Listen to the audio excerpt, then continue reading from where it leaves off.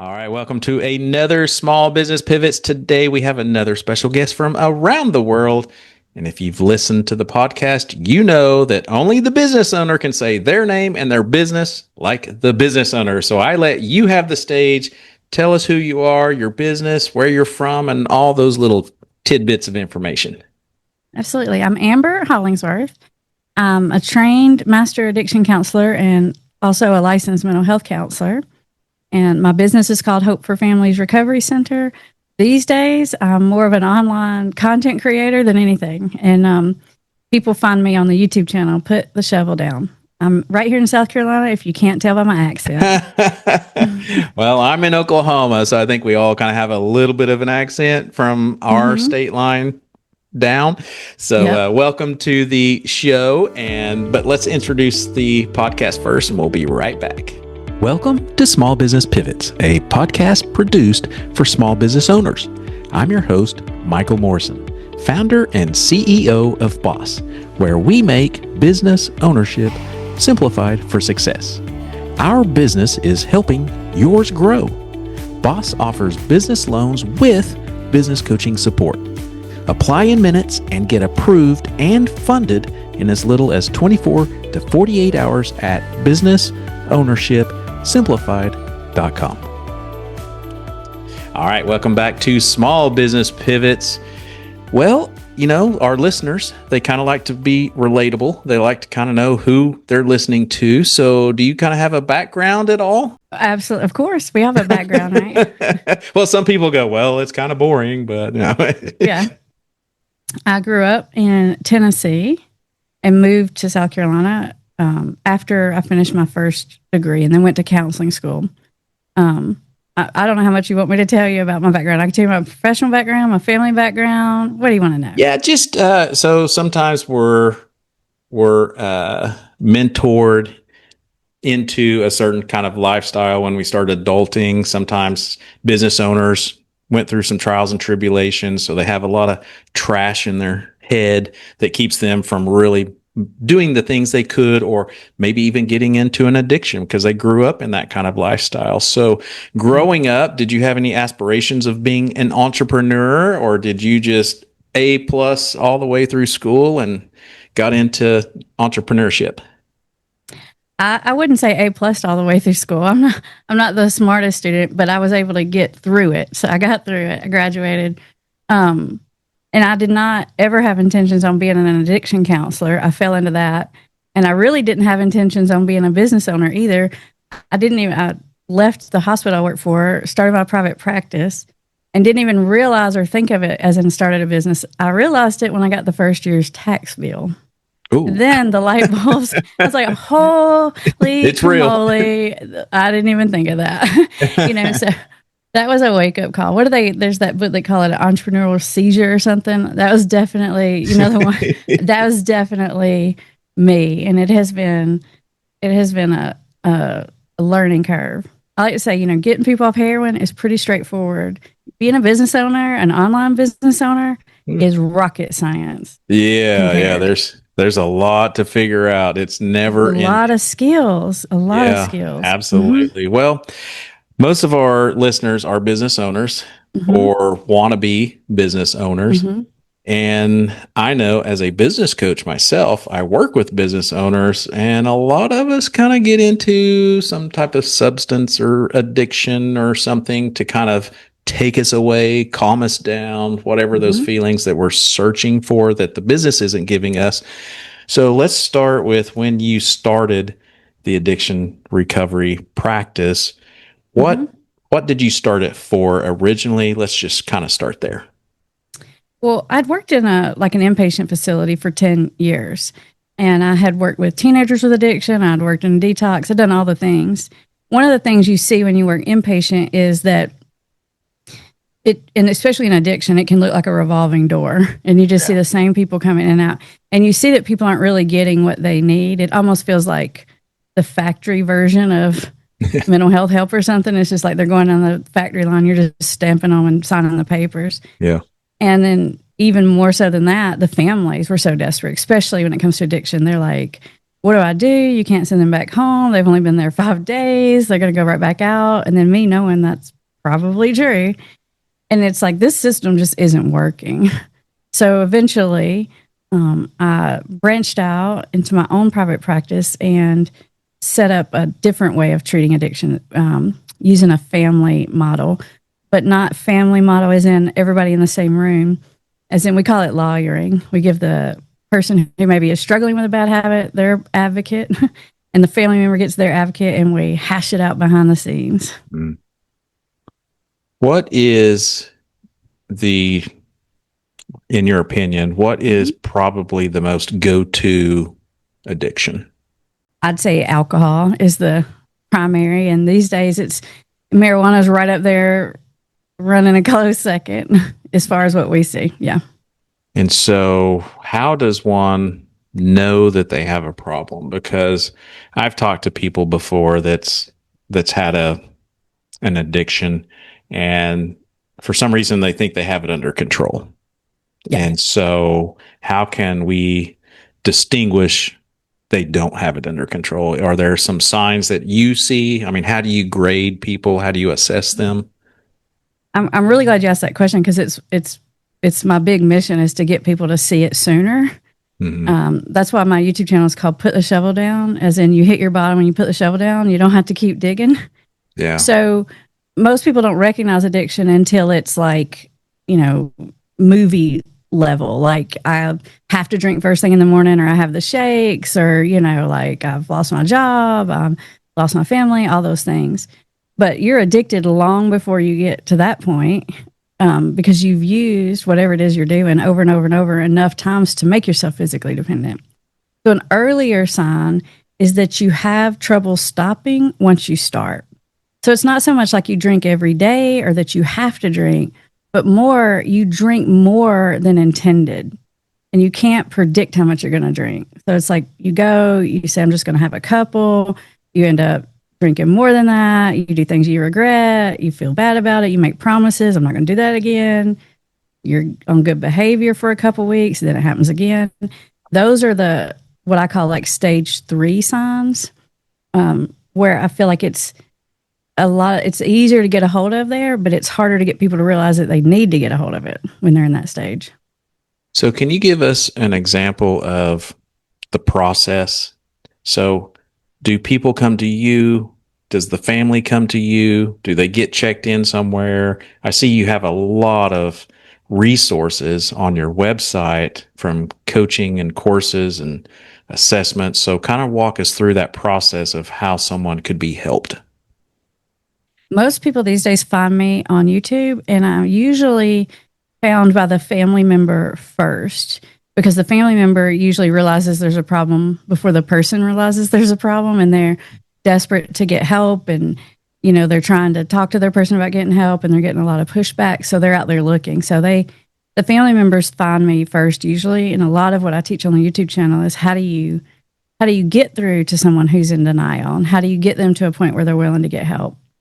So we coach the family members through that, and then once their person gets ready to get help, then they usually introduce the person to us. So that's the typical route. Well, for those listening, I just pulled up the YouTube channel to kind of show how important this is. You have over 730,000 subscribers. Yeah. Yep. That tells me there's an issue, there's a problem, that people either need help or people want their significant others to get help. Is that absolutely true? It's a huge problem. And those family members particularly, they don't have anyone to help them. They get told, well, there's nothing you can do. You're just going to have to let them hit bottom. They have to want it for themselves. And when this is your spouse or this is your child, that's kind of unacceptable. And you're thinking there's got to be more than just that. And so that's where we come in. So how does the coaching and the courses work? Well, we do a lot of like consultation for the family members. We have the courses, we have Invisible Intervention. They can sort of take our online course to teach them how to get through to a person in denial. It's called Invisible because it's not like the kind you see on TV. the person never knows it happened. Yeah. And so we teach family members how to help the person access their own motivations for change instead of trying to push their loved one and force their loved one to see it.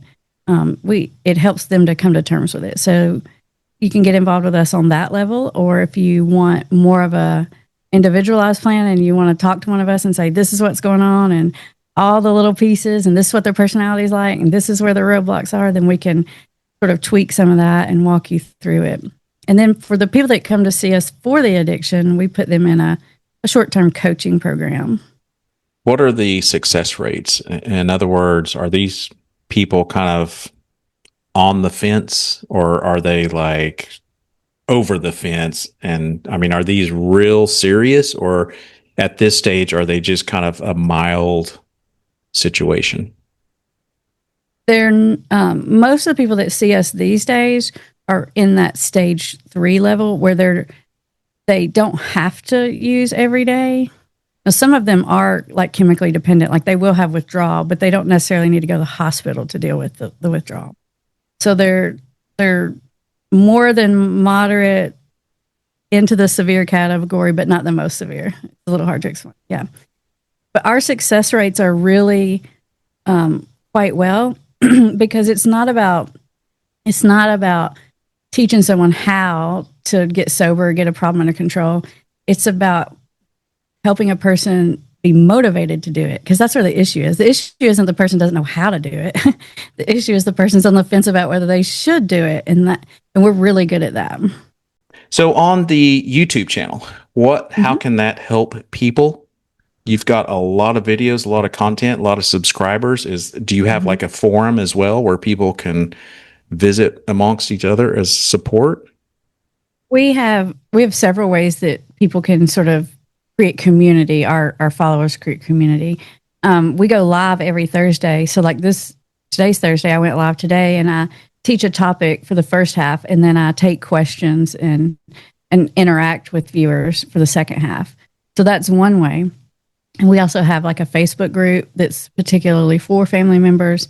And then if people want more than that, we have like an advanced skills group for family members, mostly parents of people who struggle with addiction and partners of people who struggle with addiction are in that. And I don't put my people that see me for addiction, I don't put them in a group, because most people come see me because they don't want to do the group thing, because there's so much group out there and a lot of people are just resistant to that. So yeah, I can see that. One of the things especially business owners. Yeah. That's who I was fixing to talk about was the business owners, because as a business coach, they're even resistant to even reaching out for a coach. So I can't imagine for addiction. So when you work with a business owner, kind of where do you start? Because as you mentioned, and we talked about earlier, owning a business is tough. It's hard. And so what can one do to replace that addiction, to kind of, I guess, kind of like the Calgon commercial, take me away? I'm assuming that's probably why some people get caught up in that, is just take me away. What are some things they can do that you would offer? I think the place to start with that is what's behind that, maybe. The first thing is I love business owners, and I just connect with them very easily because I'm a business owner. So I know exactly what the stress is like. You know, of course, it's always stressful to be an adult, but when you run businesses, you're not just responsible for your family and your household. You're responsible for your employees. You're responsible for your clients. You're responsible. There's a mega weight on your shoulders. And so I absolutely understand that pressure. Now, you have to sort of combine that with the fact that people that tend to be entrepreneurs tend to be real A-type, go-getter, mostly ADHD type people. And so that same thing that drives you to be a really great business owner and to be willing to take risk and to be willing to take on a lot of things is the same part of you that will get you addicted. So what we talk a lot about is how to get control of your superpower and aim it in the right direction. So I don't really try to teach people to be all balanced, because I think being a business owner, you can't really be balanced. I guess you Most of them aren't. It's not their nature, I guess I would say. Yeah. So we just talk about, what are your gifts? What are you running from? How can we redirect it? That's interesting. You say that. We work with a lot of business owners, and most of them are running from something. That's why they're a business owner. Could have been Okay. something in their childhood, or they're running to something. So running from scarcity. Some people grew up in that kind of environment. Some people came up in an environment with alcoholic parents. So they want to be more successful. Some people are just chasing money. But I find it interesting that a lot, I don't have a percentage, but a lot of business owners had something growing up that they want to run from. And so I find that I can kind see of that. I think that applies to me, right? It's about, I think it's the combination of the autonomy and the financial safety is what, it's, so whatever that is back there, it's probably, I want more of these things to feel more in control, safe, secure, and to know that I'm going to be all right, not being able to rely on people and things like that. What are some words of encouragement that you could offer a business owner? Because most of us are embarrassed. We've got this facade that we have to carry. We're a business person. We know how to run a business. We have employees to take care of. And you're really lowering the bar when you say, I need help. So what are some words of encouragement that you could offer to them to reach out for help? I go about it a couple ways. One thing is, I'm like, dude, everyone who's anyone's in recovery, it like literally is like the cool thing to be, honestly. And then they think about it and they're like, yeah, you're kind of right. Like everyone who's anyone's kind of like in recovery, they have a story they've overcome or whatever. It's really not so taboo. People like use it as their brand these days. So I tell them that. And then I just empathize with them and say, look, no wonder you're in this spot. You need your brain to work 100 miles an hour to accomplish all those things, but then you can't settle it down at the end of the day. And you end up relying on some sort of substance because you feel like you should be able to calm down or relax, or your wife feels like you should be able to calm down or relax or be present. But that part of your brain that makes you a successful entrepreneur doesn't work that way. And now people want you to be both. And you expect yourself to be both. You don't understand that about yourself. Why can't you put the work down? Why can't you just be present and here with us? And then so you start relying on substances to help you do that. And then, there's a lot of complicated biology, but you get trapped into it basically. Yeah. Well, let's talk about work, because you are an entrepreneur, so you can relate, you can empathize with business owners. When you started your practice, what are some things that when you look back, you would have done differently? So people that might be stuck in those situations might have some insights that they can try. I think the first thing is I would have realized I was starting a business. Yeah. I literally went into it I know it seems crazy and dumb, but like, I just was like, I'm just going to see my own clients. Like I didn't even have a business conceptualization of it, which is a bad way to start because it means I didn't have any systems or plans or anything. I'm just like seeing clients or whatever. But did you have fun? Did you enjoy it? I did have fun. Yeah. I did have fun and I still enjoy it. Yeah. Yeah. Yeah. So I would have understood what I was getting myself into. Well, for those that overplan, though, I would rather go your route, because some people, like I said, some of our listeners are, what would you call them? Entrepreneur wannabes. So they've been trying, 10 years ago, I want to start my business. I know some of our listeners are still. So what are some words of encouragement for them to take that first step? You're going to have to look back on your life and look at all the other hard things you've been through. And you have to tell yourself, look, this ain't going to be easy. I have no idea what's going to come my way, but I know I'll figure it out. Yeah. And it's more fun that way. Yeah. I really don't think I don't tell myself like I should have went to business school, because I don't think there's a way to really learn it without doing it. I just wish I would have realized that was what I was supposed to be doing. Yeah. When it hit me, I got my first tax bill at the end of the first year. Oh my gosh. It was panic mode. I literally have read every business book on Amazon. I mean, I joined all these masterminds, which is basically just group therapy for business people. So if you've ever been in a mastermind or a coaching group, you're fine. It's the same thing. Same thing. Well, I will share with our listeners, nothing against college. Degrees are important, but I am shocked at the business owners we work with that have MBAs. So Really? what you mentioned was on target, because just because you know what to do doesn't mean that's how it's going to work out. So, And I think things are changing so fast these days. Even if you went and got a degree, I don't even know how relevant it'll be tomorrow. You right, know? Yeah. exactly. Hmm. So the show is called Small Business Pivots. What are some pivots that you've made along the way that might be helpful for others to know? Well, I went from being a very sort of traditional uh, outpatient counseling office to being an online business, a content creator, an influencer. And the latest pivot that I've made is there is actually an AmberAI. So if you know what Chat GPT is, there is one of those that is trained exclusively on all of my content. So it helps people. You can talk to it anytime. People talk to it all the time. They get coaching, they get advice. It helps them think through, how do I approach this with this person? How do I have this hard conversation? How do I get my wife to trust me again?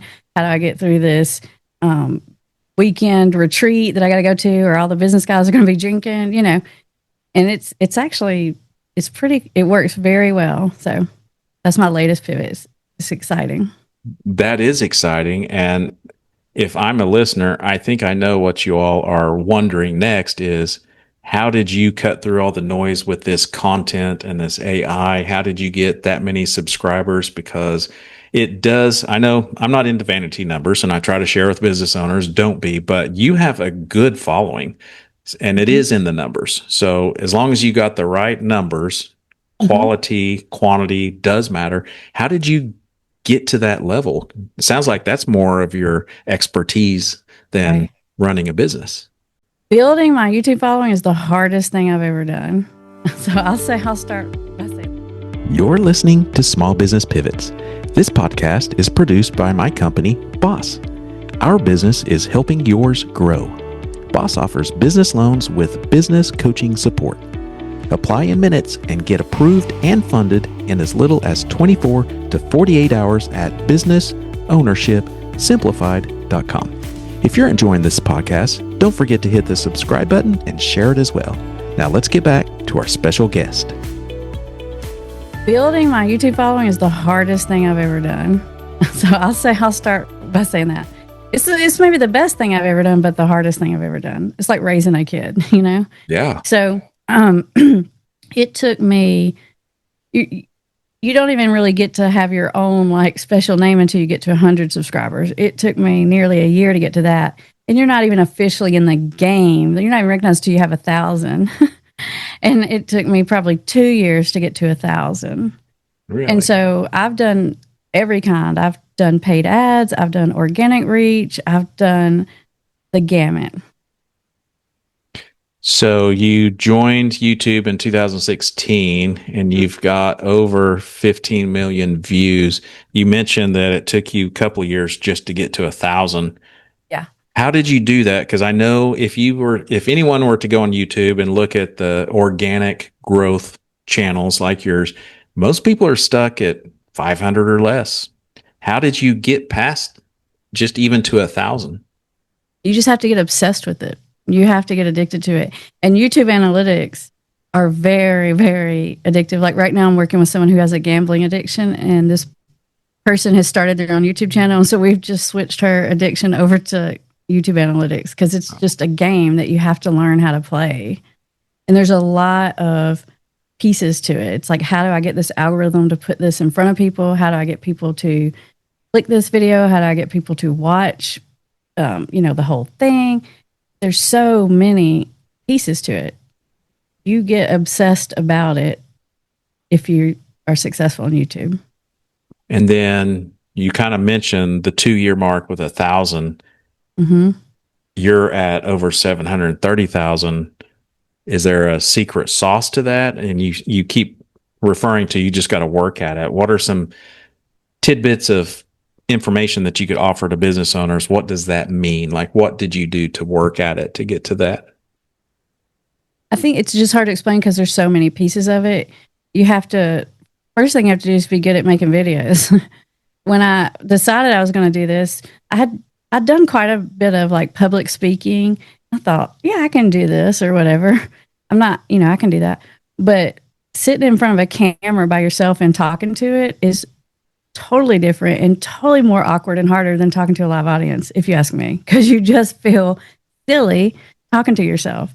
So it took me the longest time to even make a video. But one of the things that helped me, I can't remember who I heard say this, but they said, your first 50 videos are going to suck, so you might as well just get them out of the way. I was like, you know what? That's true. Let's just get those sucky videos done. Like, let's just crank them out. Let's just stay up all night, get them done, out of the way, and then get down to business. Yeah. Exactly. So you have to get over your sort of fear. You have to be able to like listen to your own voice and look at yourself on camera, and that takes a minute to get over. And then you just have to learn all the details. You have to learn what a thumbnail needs to look like, what text needs to be on it, what the title needs to be. There's just a lot of like technical pieces to it. What have you seen in the last year or two with AI? I know that AI has really helped and advanced shorts and reels and, all the things that go into play with this. Are there any trends that you see that we can forecast around the corner? Do you have Michael, do you have a lot of listeners that do like content marketing? Yes. You do? Yes. Okay. So I just don't know like what language I can use because it's its own language, it's right. Its own, yeah, absolutely. Some culture. Yeah. Most business owners that are listening, they are doing their own marketing and they're trying to figure this out because they're not quite in a spot to hire an outside resource. So the more information they can hear from others that actually works, the better. YouTube itself probably has the biggest, barrier to entry because it's very, very difficult to break in compared to all the other social medias like Facebook, TikTok, Instagram, the other ones, the other platforms. But it has the biggest payoff because it's a search engine. So when you make a post on social media, it's up there today and people might like it, but it's gone tomorrow. When you make a video on YouTube, it stays there forever and people are searching it, watching those videos forever. And so they work like every video you put out works like a little worker that's out there working for you 24/7. And it's searchable. YouTube is owned by Google. And so it comes up in the top half page of results anytime anybody Googles something, the YouTube results come. So I think that's the reason to do it. There's a lot of popularity with short form content right now, but for a business owner, the short form content I think works really well if you're in entertainment. If you're a business owner, you're trying to do content marketing, and you're probably trying to educate on something. And what really is making the algorithm work right now is long form videos, like 30 minutes, an hour and a half or longer.